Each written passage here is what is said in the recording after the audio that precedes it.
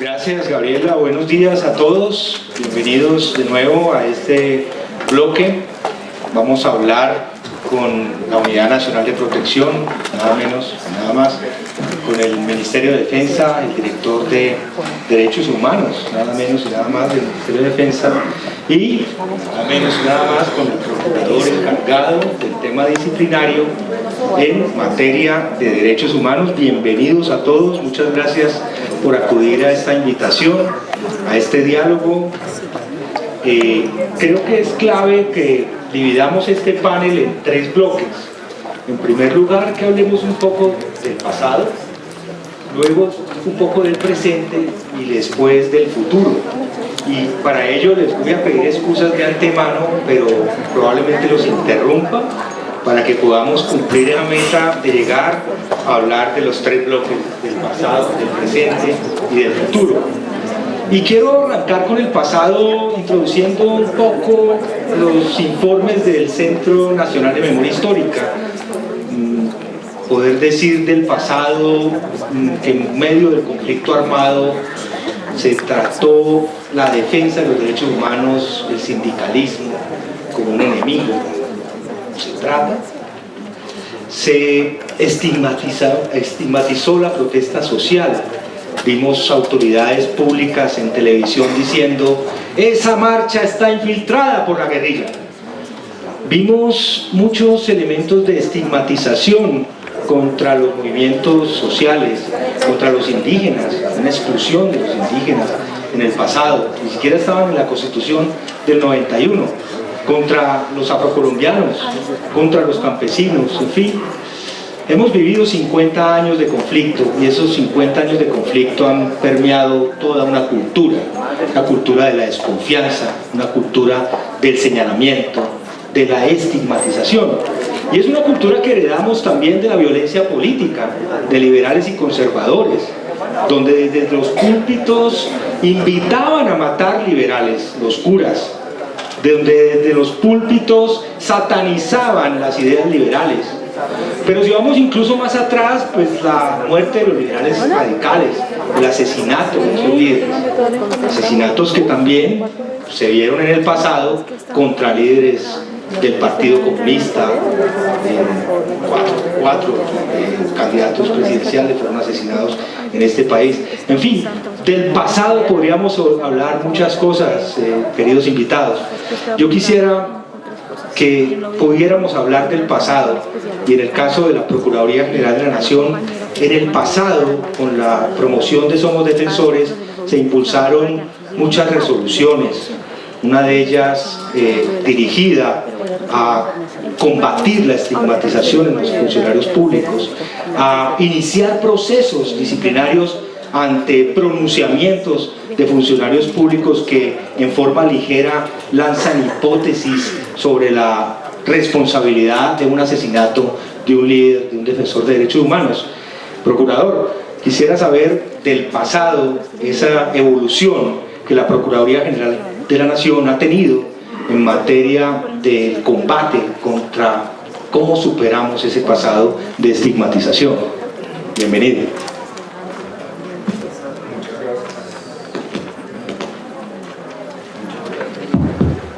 Muchas gracias, buenos días a todos. Lo primero es muy importante tratar de plantear esto desde un punto de vista del cambio que se ha generado. La sociedad colombiana viene viviendo desde hace mucho tiempo escenarios de violencia muy fuertes y muy complejos, con dinámicas distintas, donde las víctimas se pueden contar por centenares y miles. Esa dificultad inmensa que ha vivido el pueblo colombiano, ese dolor que tenemos todos los que han sido víctimas de manera directa o indirecta, se ha visto reflejada de una manera muy impactante en el antes, durante y después. ¿Qué les voy a contar de esto? En el antes, el escenario de estigmatización es el escenario más fuerte que tiene Colombia en este momento. ¿A qué me refiero con el escenario de estigmatización? Es que la estigmatización no es solo hablar mal de una persona. El primer escenario es la indiferencia. Cuando el pueblo colombiano es indiferente a las noticias, y a los puntos de vista, a la forma de pensar de otro, a la expresión de otro, nos encontramos con dificultades enormes. Para la Procuraduría General de la Nación, y hay que tener en cuenta esto como el primer escenario, es que el ámbito de competencia disciplinaria de la Procuraduría General de la Nación son los funcionarios públicos. Y ya como bien él lo adelantaba, al momento de plantear el problema, la pregunta, el cuestionamiento que estamos manejando, la Procuraduría ha manejado varias resoluciones. Hace un año, precisamente el 14 de junio, desde el despacho del Procurador General, el doctor Fernando Carrillo, se expidió la Directiva 002 de 2017, cuyo enfoque principal fueron los defensores y defensoras de derechos humanos y líderes y lideresas que trabajan en el territorio. Herramienta que para nosotros es indispensable con miras a encontrar soluciones para proteger la vida, la integridad de los defensores y defensoras de derechos humanos. Y ojo, no solo ellos, a sus familias, a sus movimientos políticos, a sus movimientos sociales. Para la Procuraduría ha sido una prioridad, desde que llegó el doctor Carrillo, la defensa de los derechos humanos, la defensa de los defensores de derechos humanos y de los líderes. Y ha empezado con esta herramienta muy valiosa y ha empezado a tener avances importantes, porque se está trabajando de manera incansable. Procurador, quisiera interrumpirlo, perdóneme. Hay unas causas muy claves en lo local para amenazar y agredir a un defensor de derechos humanos. Por ejemplo, un defensor de derechos humanos está protegiendo una cuenca y está verificando que un actor está tomando más agua de la autorizada y denuncia esto ante la autoridad ambiental y no encuentra respuesta y es asesinado. ¿Qué papel cumple la Procuraduría General cuando se está investigando las causas de ese crimen, que puede estar muy vinculado por la veeduría que estaba ejerciendo el veedor sobre esa cuenca, sobre la inactividad de la autoridad ambiental? Porque fíjese, muchos de nuestros defensores salen del territorio por una razón. ¿Cómo entra la Procuraduría a suplir eso que ese veedor estaba impulsando y que se queda abandonado por cuenta de una amenaza? Hay varios elementos. El primero, y es muy importante tener en cuenta, es que tenemos que acabar con mitos que no son ciertos. Ese tema de que la persona se acerca a presentar una denuncia y lo primero que le dicen, no, es que no se la recibo, ¿por qué no? O porque no le creo. Eso tiene que erradicarse. La investigación disciplinaria no solamente puede ser por acción. Lo decíamos, el escenario cambió. No estamos hablando ya del servidor público que solamente con ocasión de una orden de operaciones se presenta algo que fue mal llamado falsos positivos y que se traduce técnicamente en un homicidio en persona protegida. No, el escenario es dinámico y es distinto. En este momento el escenario es no solamente de acción, también omisión. Y ese servidor público que recibió la denuncia, al que se le acercó esa persona que dijo, me van a matar, por favor recíbeme la denuncia, haga algo. Y ese servidor público que omitió, porque eso es una omisión, cumplir con sus funciones, tiene que ser sujeto de una investigación y de un proceso disciplinario, y en caso de que resulte responsable, pues será sujeto de una sanción que será la que corresponda en derecho. ¿Qué hace el procurador con esas autoridades locales que sencillamente dicen, no, es que yo no tengo nada que hacer en esta situación? Eso le corresponde a la Unidad Nacional de Protección, eso le corresponde a la policía. ¿Cómo hacer para que haya investigaciones disciplinarias contra la omisión de autoridades locales que creen que no son responsables por la protección de los líderes de su territorio? Digamos que es toda la oportunidad de hablar de varias cosas. La primera, desde la Procuraduría General de la Nación, con ocasión de la Directiva 002, en particular desde la Procuraduría Delegada para la Defensa de los Derechos Humanos, se hicieron requerimientos a todos los alcaldes y a todas las autoridades locales del país para que en el cumplimiento de sus funciones eviten hacer eso. Es decir, en el momento en que ellos tengan conocimiento del riesgo que tiene una persona, sea por una denuncia o sea por el conocimiento, el rumor, es que no estamos en Bogotá, estamos en un municipio en el que el rumor empieza a sonar, los panfletos empiezan a llegar y al alcalde se le exige en el marco de la directiva que cumpla sus funciones. Y su función es que es la primera autoridad de policía Y su función es que tiene efectivamente que poner en conocimiento a las autoridades competentes, pero el poner en conocimiento a las autoridades competentes en el marco de sus responsabilidades y de sus funciones no es simplemente lavarse las manos. ¿En dónde está el gran problema? En que ni siquiera en algunas ocasiones, al momento de llegar esa amenaza, al momento de ponérsela en conocimiento, se realiza una acción. Es decir, a mí me avisan como funcionario, llega una persona, me pone la denuncia y yo ni siquiera me tomo el trabajo de ponerlo en conocimiento de la autoridad competente. Y hay que tener en cuenta ahí algo: las rutas de protección son muy importantes. ¿A qué me refiero con rutas? No solo de protección, sino también de denuncia. En ocasiones, los problemas que puede tener ese líder, esa lideresa, ese defensor de derechos humanos, pueden que se vean reflejados directamente ante una autoridad que es con el ejército. A mí me amenazó un comandante de una unidad militar. Por X o Y razón, vamos a poner, eso es un ejemplo utópico. No se puede esperar que ese defensor se acerque a la misma unidad militar a presentar la denuncia, porque tiene temor. Hace unos días estaba en una reunión con unos miembros de una asociación, en particular miembros de juntas de acción comunal, y decía: es que están diciendo que no estamos denunciando. Y yo le cuento una cosa: es cierto, pero es que la falta de denuncia no es porque no haya amenaza, no es porque no haya riesgo, es porque hay temor. En el territorio hay temor de denunciar, porque si uno denuncia se puede meter en un problema. Entonces el primer escenario es ese: trabajar para que el Ministerio Público, los personeros, que son los que están ahí, la Defensoría, la Procuraduría a través de las provinciales y regionales, estén atentos al llamado de la comunidad, para que hagan el acompañamiento, para que reciban la denuncia y hagan el trámite correspondiente, porque tenemos que tener en cuenta que los escenarios son muy difíciles cuando uno está en riesgo y está en riesgo su familia. A uno le da temor.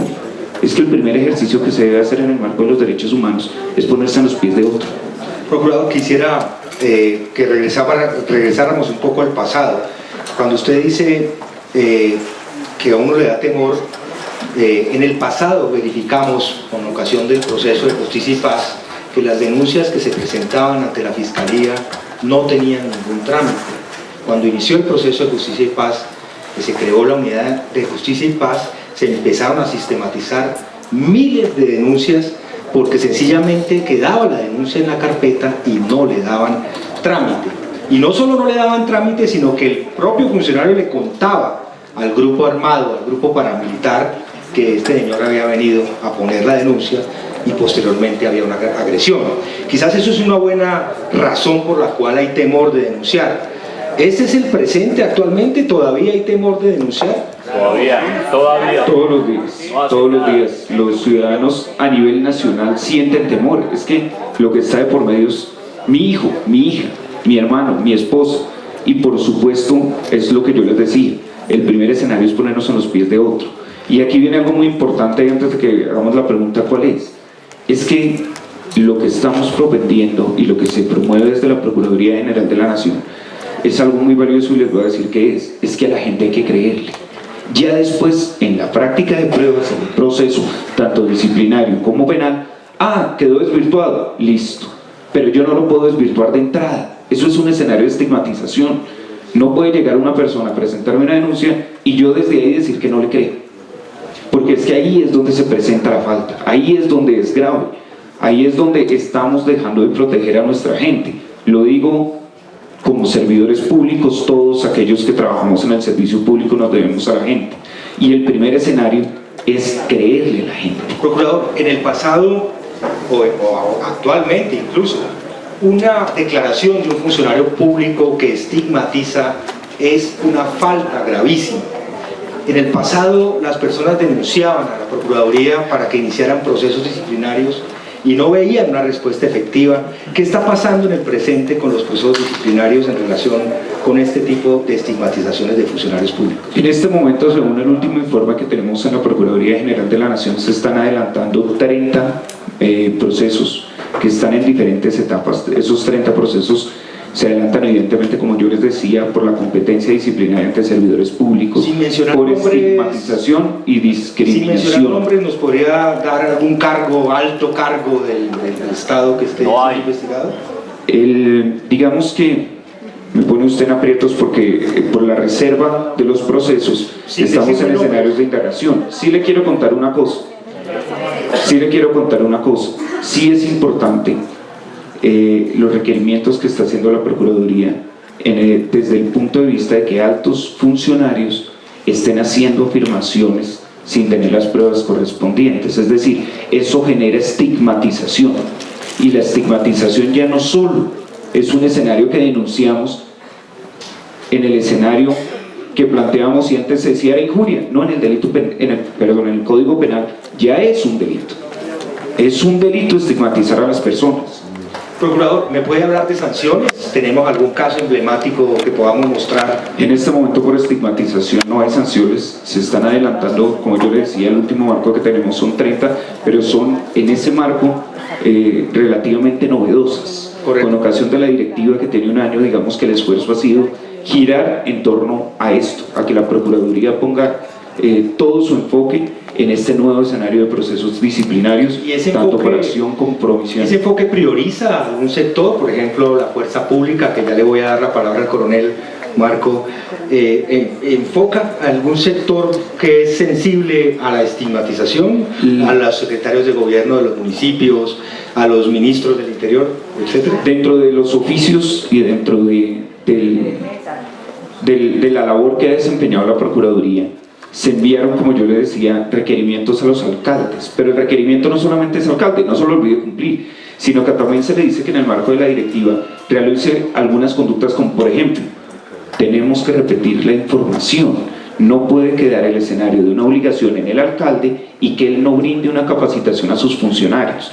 Entonces lo que estamos haciendo es exhortar a los alcaldes, a las autoridades locales, incluso a los gobernadores, para que repitan eso a sus funcionarios, para que la capacitación llegue. ¿Por qué? Porque es que el escenario de estigmatización, de criminalización y de atención, es que es el escenario básico. Lo que quiere una persona cuando llegue y se acerca a una autoridad pública, mínimo es que lo oiga. Y la secretaria, el celador, cualquier persona que esté ahí y me oye, requiere tener la capacitación para entender y no para poner una barrera, porque es que esas barreras generan estigmatización, generan incredulidad en la gente, es decir, generan que la gente no se quiera acercar al servidor público porque dice, no me creen, y volvemos a lo que planteaste, ¿para qué voy a ir si hay impunidad? Y es un ejercicio que no podemos continuar. El trabajo, y ahí me voy a adelantar, el trabajo siempre tiene que ser a futuro mejorar, es decir, las labores que se están realizando son muy oportunas, son buenas, pero para nadie es un secreto que no están siendo ni eficientes ni efectivas. Y en ese escenario el procurador ha sido muy claro en manifestar en varias ocasiones que tenemos que seguir laborando. La labor es incansable, el trabajo en la defensa de nuestros líderes y lideresas, que son el núcleo en el territorio, tiene que ser incansable. Gracias, procurador. Ya nos volvemos a encontrar cuando hablemos un poco de la gestión de la Unidad Nacional de Protección. Coronel, bienvenido. Coronel Marco Castillo, director de Derechos Humanos del Ministerio de Defensa. Digamos que si hablamos del pasado, pues hay mucho que decir en relación con una cultura que heredamos del conflicto armado, seguramente. Y también podríamos hablar después del presente. Coméntenos algo del pasado. ¿Cuáles son esas prácticas que se dieron en el marco del conflicto armado que vulneraron, amenazaron, pusieron en riesgo a los líderes, a los defensores de derechos humanos en el pasado, desde la fuerza pública? Falsos positivos. Bueno, primero que todo, muy buenos días. Gracias.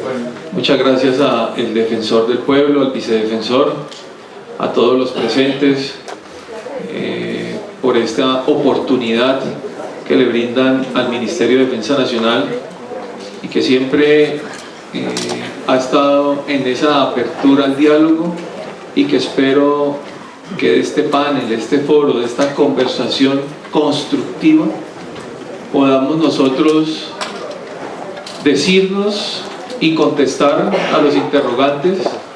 Posiblemente en algunas respuestas o en algunas preguntas no nos guste, pero eso es lo que construye paz, y en eso está identificado el Ministerio de Defensa Nacional, el ministro, el viceministro Aníbal Fernández de Soto, el comandante general de las fuerzas militares, los comandantes de fuerza y el director de la Policía Nacional. El pasado, yo creo que nos tendríamos que remontar casi a la fundación de la República para hablar desde la fuerza pública y las fuerzas militares. Hemos tenido grandes desafíos, retos constantes en los diferentes periodos de tiempo y en la evolución de lo que en su momento se presentó como factores de violencia. Usted trataba un tema cuando se comenzó a dar la violencia política. Estaban los chulavitas en ese tiempo, estaban conservadores, liberales, una violencia, perdón, Hace parte de eso. como lo mencioné, vamos a tratar de podernos hablar y construir un diálogo. Creo que el escucharnos nos permite tener mejores apreciaciones. Eso creo que, y eso está bajo la convicción profesional y personal. Retomando lo que estaba mencionando, creo que la fuerza pública ha estado en esos retos constantes que nos ha tenido que enfrentar a unas dinámicas que nunca han sido lineales. Cuando digo lineales es que nunca han sido de una sola forma, método, estrategia, interacción, para nosotros podernos acercar en algunos momentos a la población. Décadas atrás nace el Plan Lazo, y eso es parte del pasado. Y ese Plan Lazo, que nace desde el Comando General de las Fuerzas Militares, en su momento con mi general Novoa, busca que se comiencen a romper esas barreras de diálogo y de acercamiento entre la comunidad y la fuerza pública. Porque es que aquí también hay que hablar de un elemento fundamental.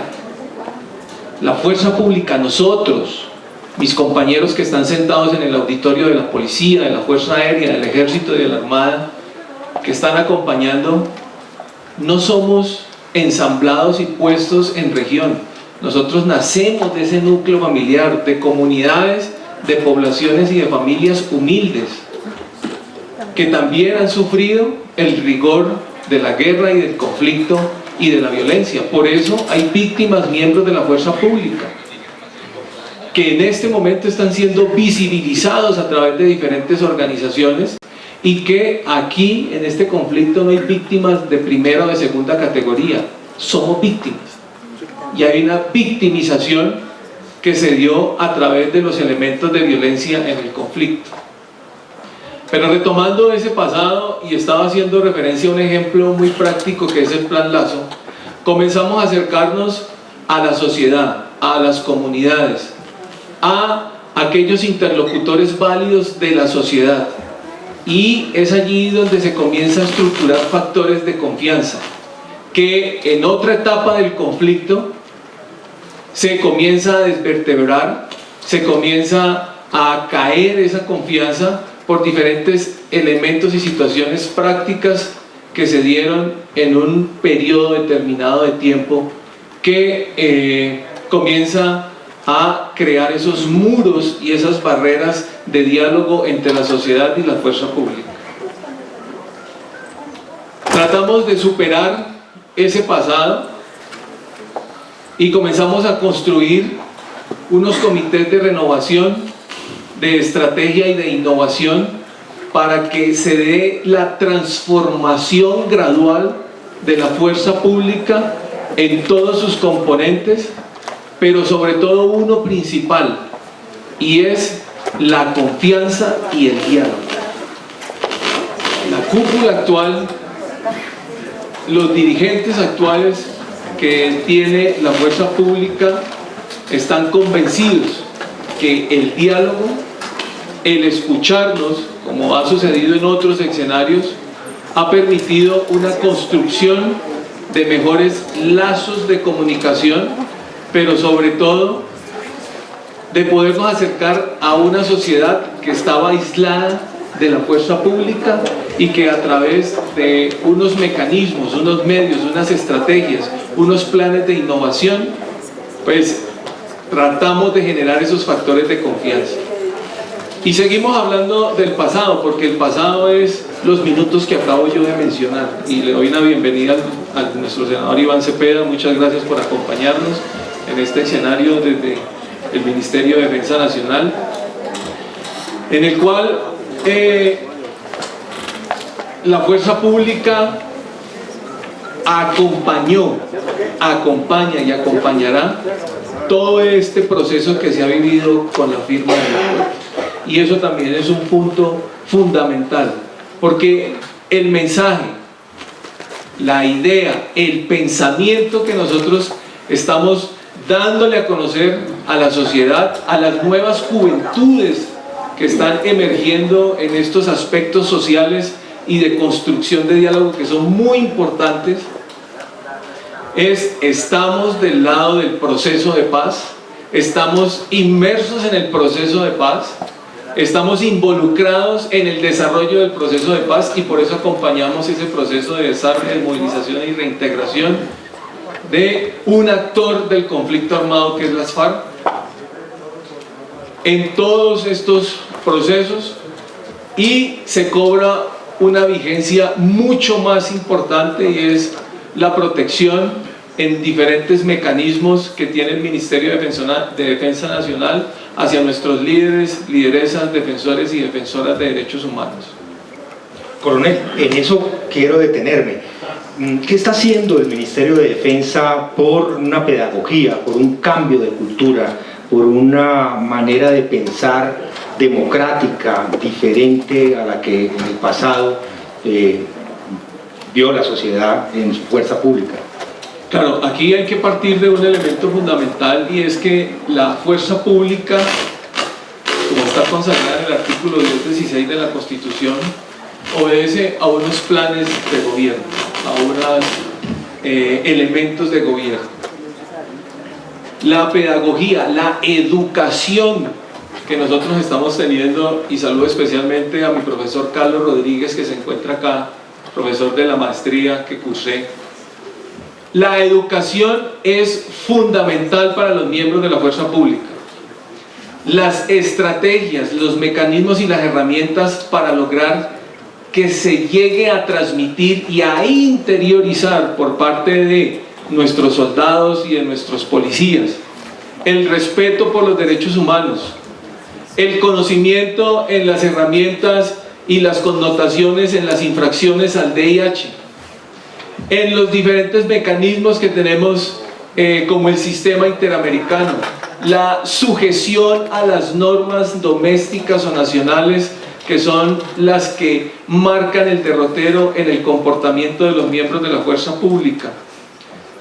Toda esa articulación está en este momento estructurada dentro de los pensum que se encuentran en las escuelas de formación y capacitación desde el Ministerio de Defensa. Quiero compartirles también, venimos desde casi una década con una directiva de instrucción, educación y capacitación curricular y extracurricular, donde no solamente está involucrado la fuerza pública como docente y como quien transmite conocimiento, sino que hemos logrado involucrar al Ministerio del Interior, a la Consejería para los Derechos Humanos, a Bienestar Familiar, al mismo Ministerio de Educación, porque consideramos que la seguridad es una seguridad integral, no es solamente fuerza pública, es una seguridad de otros componentes del Estado que contribuyen para que la sociedad tenga todos los mecanismos necesarios y se vea una seguridad integral, una seguridad lo podemos denominar casi que holística, donde entramos diferentes elementos. Discúlpeme, coronel, sobre ese tema me gustaría preguntarle al doctor Juan David. En el pasado y actualmente la comunidad tiene el imaginario de que la protección es un avantel, es un chaleco antibalas, quizás una escolta. Cero protección. ¿Qué innovación, qué nuevas estrategias? Cuando hablaba el coronel Castillo de la necesidad de una integralidad, sabemos muy bien que un pronunciamiento de un funcionario público pone en riesgo a las personas, eso hace parte de la integralidad. Sabemos muy bien que un medio de comunicación que estigmatiza también hace parte de la integralidad. ¿Cómo rodear? ¿Qué estrategias tiene la Unidad Nacional de Protección más allá del avantero y del chaleco? Sí, Sergio, muchas gracias. También pues agradecer desde luego a la Defensoría del Pueblo, el señor Defensor del Pueblo, el Vicedefensor por la invitación. Perdóname un poco antes de abordar eso, todavía se estableció como un hilo conductor respecto del panel, que me parece muy interesante abordarlo desde ese punto, además porque nos lleva precisamente a la pregunta que haces, y es que el programa de protección realmente tiene una importante historia debido a los retos que el mismo país y el conflicto al interior del país ha planteado. El programa de protección tiene sus orígenes a finales de los años 90, donde precisamente los defensores de derechos humanos de la época exigen al gobierno nacional unas medidas especiales para atender una situación difícil que se vivía contra líderes políticos, el Partido de la Unión Patriótica, líderes sindicales, cifras increíbles de asesinatos de líderes sindicales, y se empiezan a generar estas medidas de protección que hoy precisamente, casi 20 años después, pues estamos llamados a reevaluar. En ese momento lo que se pensó y lo que se atendió desde el Ministerio del Interior fue precisamente los escoltas, los vehículos blindados. Después, cuando llegó el medio de comunicación celular, empezamos a integrar los celulares al programa de protección, y fuera de eso fuimos ampliando las poblaciones objeto del programa de protección. Fíjate, en ese momento no se pensaba, por ejemplo, en que nuestros indígenas, nuestros líderes afrocolombianos, raizanos y palenqueros fueran sujeto de protección especial a través del programa de protección. Eso es mucho más reciente que en ese momento. Y hago esa referencia es porque en este momento claramente el programa de protección pues está enfrentado a unas nuevas exigencias. Digamos que en este momento, y quiero referenciarlo simplemente para que tengamos la idea de cómo el programa de protección individual llega a un digamos que un límite para resolver estos retos que se nos plantean. Tenemos protegidos 3.700 líderes defensores de derechos humanos en las distintas poblaciones, y un número que la verdad desde la interlocución que tenemos con las organizaciones pues nos parece increíble. O sea, hay más de 1.000 vehículos de seguridad destinados solamente a defensores de derechos humanos, y nos plantea la cuestión. Entonces el tema es más vehículos blindados para más líderes, con un agravante, y es que de las cifras que vemos de líderes asesinados, realmente menos de un 10% había reportado una situación de amenaza. Son líderes que están en los territorios y que desafortunadamente pues no tenemos en el radar por la ausencia de una amenaza en particular contra esos líderes. De ahí que se plantee, digamos, lo que hemos denominado y lo que hemos trabajado con las mismas organizaciones sociales, el tema de la protección colectiva, que nos plantea un reto adicional, y es que pareciera que con el simple término de protección colectiva vamos a resolver el inconveniente. Pero la paradoja es cuáles son esas medidas de protección colectiva. Vemos que claramente tenemos unas ideas claras en torno a la estigmatización, en torno al reconocimiento político y social de la labor que realizan los líderes, pero el diario de esa situación en lo local, en lo regional, es donde se nos plantea el reto. Sobre eso quiero hablarle. Hay la sensación de que la política de protección es centralista, es decir, que si bien se hacen mapas de riesgo sobre el territorio, se analizan explotaciones mineras, petroleras, que pueden causar conflictividad social y por ende también amenaza a los líderes que están confrontando esas productividades. Cuando se hacen esos mapas de riesgo, uno cree que no hay una participación efectiva de la población en relación con el conocimiento de sus riesgos. Parece ser que la inteligencia no es una inteligencia participativa, que tal vez sería un contrasentido en materia de seguridad, pero que en materia de protección, saber qué está pasando en el territorio para un ciudadano puede ser una herramienta que lo salve. Sí, lo que venimos trabajando desde el año 2015 es en unos trabajos de evaluación de riesgo colectivo en el territorio y con la población que está en el territorio. ¿Por qué? Porque no en todos los lugares los defensores de derechos humanos tienen las mismas afectaciones, están expuestos a los mismos riesgos. De acuerdo a la región, de acuerdo a la situación particular de los defensores que están en cada región, se exponen a unas situaciones especiales. Los defensores de derechos humanos que están en torno al tema de explotación minera, petrolera, inclusive de agricultura, etcétera, que puede generar conflictos, no es la misma situación de los que están al lado de temas de megaproyectos, etcétera. El tema de minería ilegal no es en todo el país, es en unas zonas. El tema de restitución de tierras no es en todos los lugares, es en unas zonas especialmente determinadas. De allí que la estrategia se haya tomado en dos sentidos. Uno, a través de unas evaluaciones de riesgo que trabaja directamente la Unidad Nacional de Protección con las comunidades. Esto lo conocemos a través del decreto 2078 de 2017. Y otra estrategia que está coordinando en particular el Ministerio del Interior con respecto a el empoderamiento de las autoridades locales, precisamente, para la construcción de planes de prevención locales con la comunidad, de manera que allí mismo se identifiquen cuáles son las amenazas que se ciernen sobre esa comunidad específica, los riesgos sobre la comunidad y obviamente las vulnerabilidades a las que están expuestos los defensores en ese lugar particular.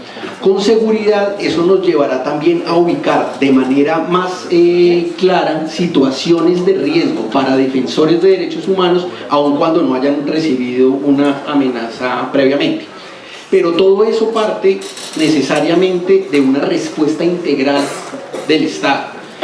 No creemos que sea una sola entidad del Estado la que esté llamada a responder por todos esos riesgos, porque muchos de esos riesgos precisamente tienen su origen en falta de presencia del Estado, falta de servicios básicos, falta de servicios de educación que permiten también el reclutamiento forzado de los jóvenes, etcétera. Digamos que va a la presencia integral del Estado en ese sentido. Doctor Juan David, uno se pregunta si la protección es dinámica. ¿Esto qué quiere decir? Que en algún momento hay necesidad de sacar al líder de la zona para proteger su vida. ¿Cómo puede contarnos usted cómo funciona esa línea de trabajo de la Unidad Nacional de Protección? Bueno, digamos que ahí estamos en dos visiones. Una, la protección individual, claramente es una protección que yo más que dinámica la calificaría desde el punto de vista estático.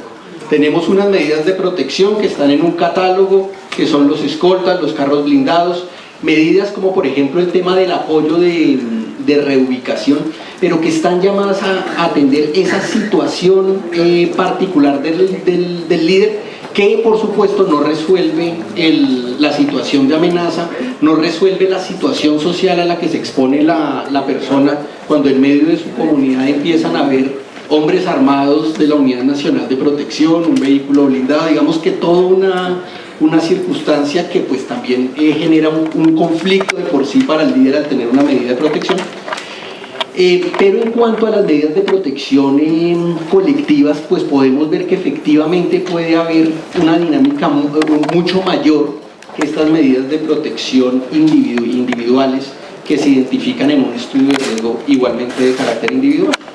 Voy a dar paso a las voces del auditorio que nos han emitido unas preguntas para que por favor les demos respuestas en relación con la participación de la población civil en el terreno.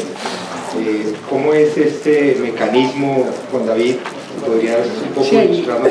un mecanismo que, digamos que también para referirnos al hilo conductor, desde el año tal vez 2003 se estableció dentro del programa de protección que los integrantes de la sociedad civil podían participar en el entonces CREF, que era el comité que asignaba las medidas de protección.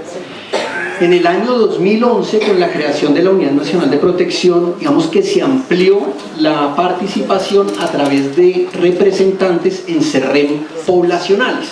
Dividimos las distintas poblaciones que existen al interior de la Unidad Nacional de Protección para que hubiera al menos 4 representantes de la población objeto en el CERREM y pues pudieran dar sus observaciones con respecto a cada uno de los casos, de manera que tenemos 4 representantes de las organizaciones defensoras de derechos humanos, 4 representantes de las centrales obreras, para el caso de los CERREM de sindicalistas, representantes de las organizaciones nacionales de indígenas, por ejemplo, representantes de las organizaciones afrocolombianas para el CERREM en el que se tratan casos de ellos, etcétera, así por cada uno de los CERREM, que básicamente tenemos unos 35 representantes de población objeto en los distintos CERREM que se presentan. Procurador, en días pasados escuchamos al ministro de Defensa referirse a una hipótesis que lanzaba,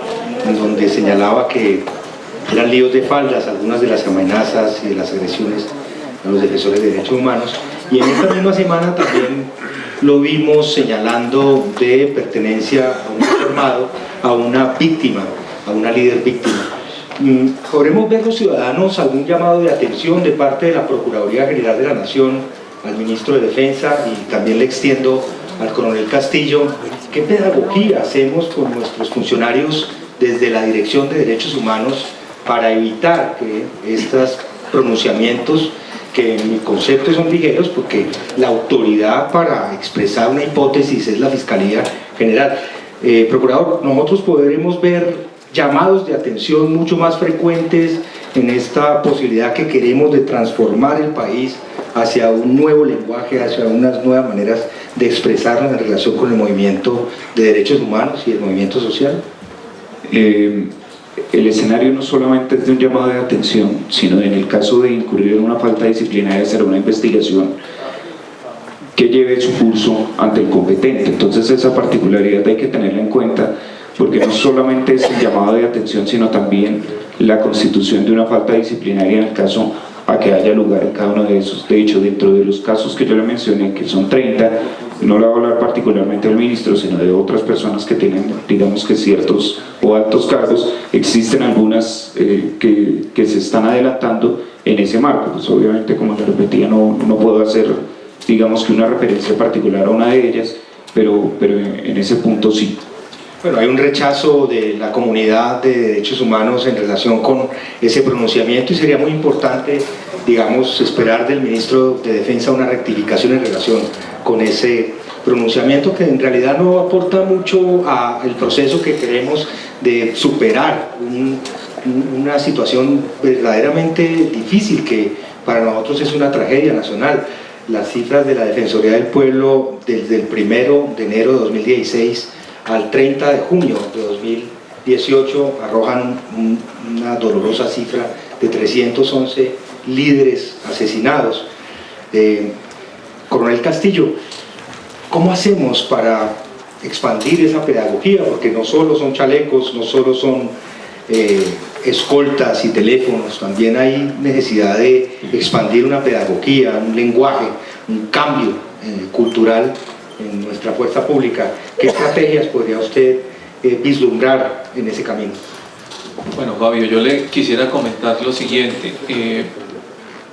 El Ministerio de Defensa Nacional, en particular desde la dirección la cual lidero, que es la Dirección de Derechos Humanos y DIH, viene realizando en todos los escenarios en territorio capacitaciones sobre la comprensión de la función y labor que cumple un líder o defensor de derechos humanos. Aquí cuando yo hablo de fuerza pública me estoy refiriendo a casi 500.000 hombres y mujeres. Eso significa que por lo general, cuando hablamos de fuerza pública, estamos también estigmatizando a 500.000 hombres y mujeres, cuando en realidad se pueden presentar, y de hecho uno no lo va a negar, casos de miembros de la fuerza pública muy puntuales. Entonces ese es otro llamado a la construcción, gracias, ese es otro llamado a la construcción de diálogo. No se puede generalizar, no se puede decir es la fuerza pública, porque la fuerza pública está compuesto, lo acabo de decir, por hombres y mujeres extremadamente entregados y valiosos en el desarrollo de las operaciones y en la consecución y logro de una paz que es la que queremos absolutamente todos. Todos.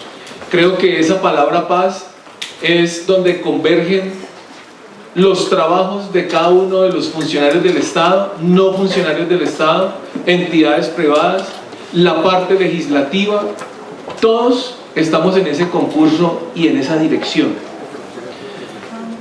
Con respecto a la pedagogía, hemos actualizado nuestro documento rector, que es la Política Integral de Derechos Humanos y Derecho Internacional Humanitario, una política que venía aplicándose desde el 2008 y que logramos actualizarla en estos nuevos contextos, en los retos que avisoramos a través de estos planes de innovación y renovación de la fuerza, y que están allí plasmados y encaminados con unos elementos fundamentales y prioritarios. Uno de ellos, que es una de las líneas de trabajo, es la de atención.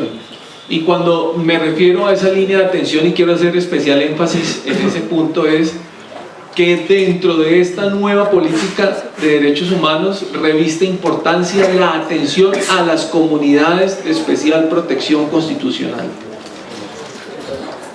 Hay en territorio unos oficiales, enlaces étnicos en cada una de las divisiones y homologado tanto a la Armada como a la Fuerza Aérea y nuestra Policía Nacional, que son las personas designadas por parte del Comando General y cada una de las fuerzas y la dirección de la Policía Nacional para que se estrechen esos diálogos de comunicación, para que ante una vulneración de un miembro de la fuerza pública en comentarios, en acciones que estén encaminadas a la estigmatización, esa persona sea la encargada de captar la denuncia y de iniciar nuestro proceso disciplinario a través de una ley que es nueva en el régimen disciplinario para las fuerzas militares, que es la ley 1862 de agosto del 2017, y esta lo que nos permite es encauzar la disciplina, pero a su vez tomar las acciones correctivas necesarias hacia aquellos miembros de la fuerza pública que de una u otra forma traten a través de conductas o de comentarios malintencionados estigmatizar la labor de un líder miembro de la fuerza pública. Y en la Procuraduría tenemos a nuestro defensor delegado para la fuerza pública también, para que sea aún más transparente este tipo de situaciones.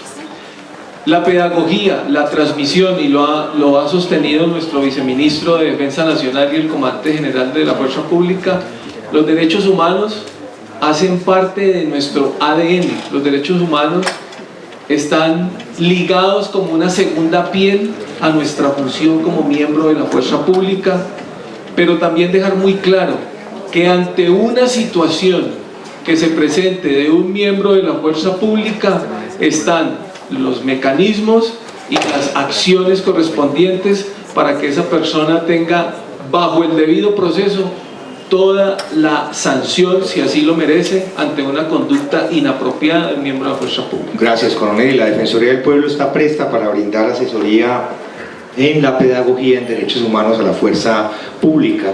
Tenemos que cerrar, hay muchas preguntas del auditorio, debemos dar paso a un importante panel en este momento, pero para hablar del futuro, tenemos un gran desafío. Ya estamos viendo que nos están matando a líderes de la oposición en las comunidades locales. Tenemos un estatuto de la oposición que les va a brindar mayores garantías, pero si los empiezan a matar, quizás nos volveremos a ver en el espejo de la Unión Patriótica, porque ya son muchos los miembros de Marcha Patriótica y empieza a haber miembros de la Colombia Humana agredidos en esta difícil situación y coyuntura que estamos viviendo en contra de los defensores de derechos humanos. Desde la Procuraduría, desde el Ministerio de Defensa, desde la Unidad Nacional de Protección, en pocas palabras, doctor Figueredo, ¿cómo ve el futuro? Pésimo. Trabajo incansable. No podemos desistir, no podemos cesar en nada más que seguir trabajando.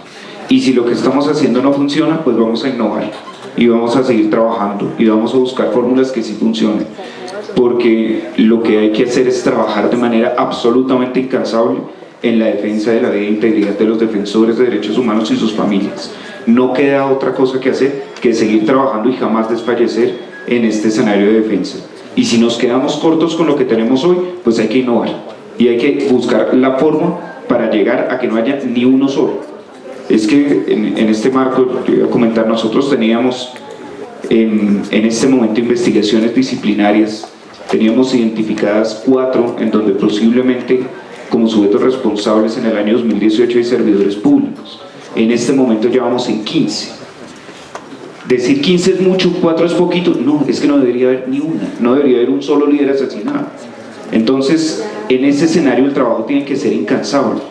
Dentro del marco tú preguntabas si había casos de connotación, y yo estaba esperando un poco el escenario del presente, y tal vez podemos hablar de 2 que tienen connotación nacional. El escenario del paro cívico que se adelantó en Buenaventura del 16 de mayo al 6 de junio, en donde se están investigando por la Procuraduría General de la Nación algunos presuntos hechos de abuso por parte de miembros del SMAT de la policía en contra no solamente de líderes y lideresas, sino de la comunidad. Es un proceso que se está adelantando en la Procuraduría. El escenario nefasto y lo ocurrido en Tumaco durante los días 5 y 8 de octubre del año pasado también se está adelantando en la Procuraduría. Es decir, la labor tiene que continuar y el ejercicio tiene que ser incansable por parte de absolutamente todos, y quiero decir todos, quiero decir la nación entera. Cuando yo hablaba hace un rato del primer escenario que tenemos y el primer defecto que tenemos como nación, es en el momento en que nos sentamos y llega una noticia de un líder y seguimos como si no pasara nada y nadie se pronuncia y queda ahí, y es otra noticia del periódico de turno y pasamos y seguimos y seguimos. Entonces ese escenario es el escenario más complejo con el que tenemos que luchar, y como autoridades, cada uno obviamente desde la órbita de sus funciones tiene que hacerlo de manera incansable, y la Procuraduría va a seguir luchando con todo lo que tiene y con más para innovar y para tratar de buscar la defensa de los defensores de derechos humanos. Gracias, doctor Iván Figueredo. Es su palabra, coronel Castillo. Fabio, yo haría referencia a 3 puntos especiales. El primero es una construcción efectiva de participación y de diálogo ciudadano con la fuerza pública. Ese yo creo que es un elemento fundamental para que a futuro, presente y futuro, los riesgos se minimicen, y segundo, se puedan tomar acciones preventivas que no conlleven a estos episodios que hemos vivido de nuestra historia y estos que ahora nos avenga de dolor en nuestro corazón y nuestra alma. El segundo, que las instituciones, las organizaciones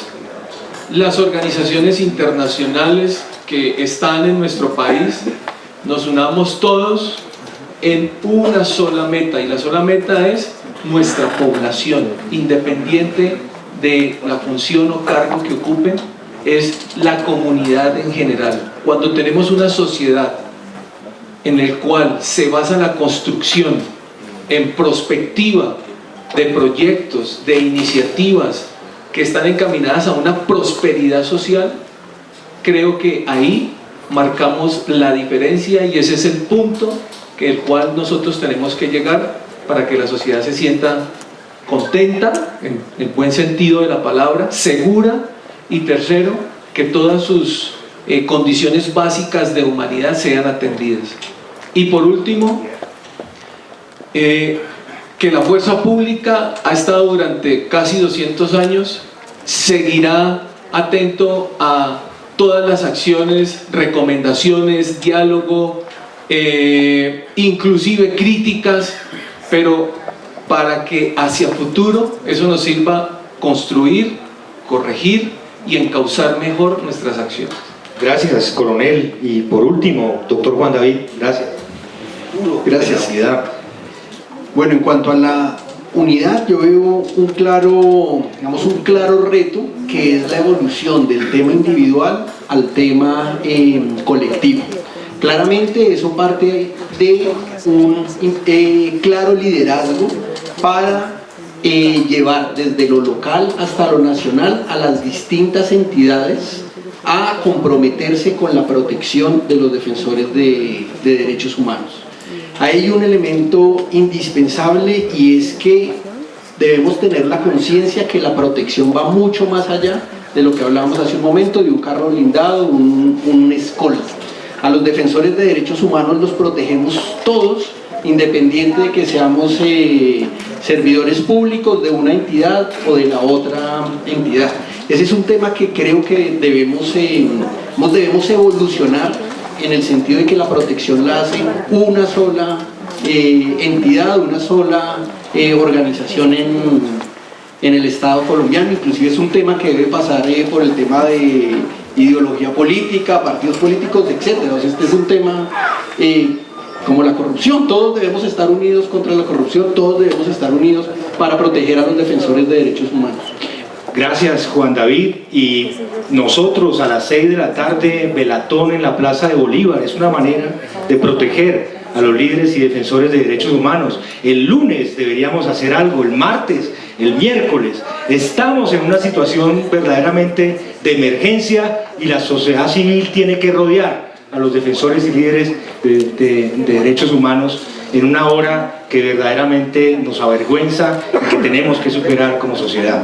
Muchas gracias y los invitamos al próximo panel. Mercedes.